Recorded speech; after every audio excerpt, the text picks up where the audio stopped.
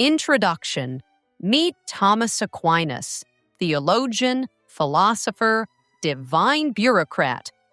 God exists. Here's a flowchart. Let's talk about Thomas Aquinas, the man who shows up in your Intro to Philosophy syllabus like a surprise boss battle you didn't train for.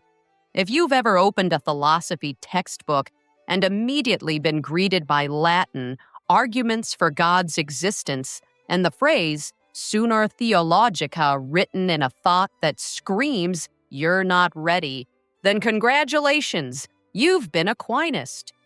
So, who was this guy, and why is he still haunting your academic nightmares? Who was Thomas Aquinas really? Short version: chubby medieval monk, tacked like intellectual MVP, the human embodiment of a theological filing cabinet. Longer version: Aquinas was a 13th century Dominican friar who looked at Aristotle's metaphysics, already dense, abstract, and over 1,500 years old, and said, "This could use more Jesus and significantly less ambiguity."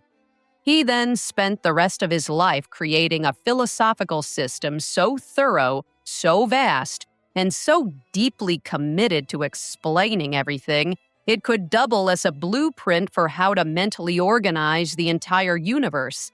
He didn't just dabble in theology, he engineered it, with diagrams and counter-objections and articles formatted like a divine rhetoric AMA that never ends.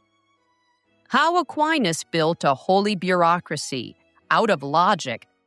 Imagine someone turned Catholicism into a logic spreadsheet.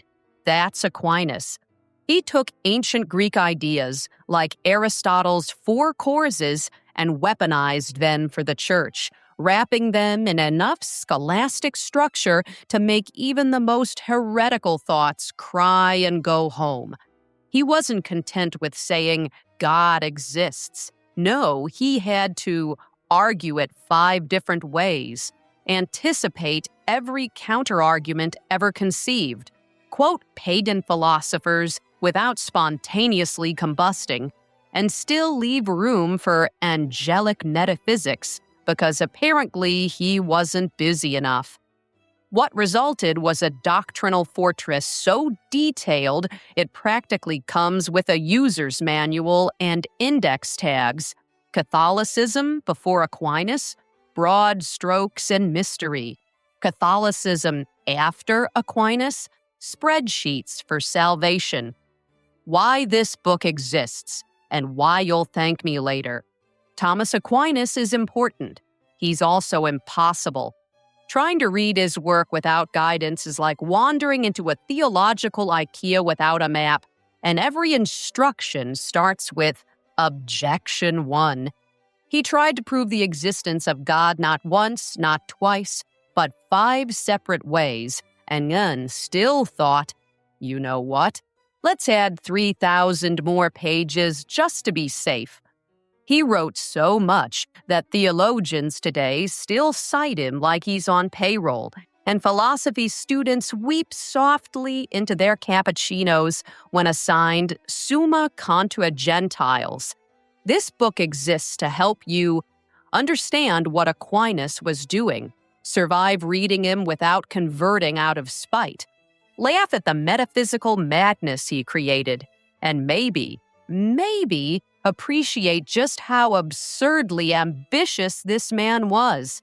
So buckle in. We're about to unpack the most methodical attempt at divine logic ever inflicted on humanity. It's Catholicism meets corporate memos, and somehow it's still talked like it's normal. Welcome to the holy bureaucracy. God help us all.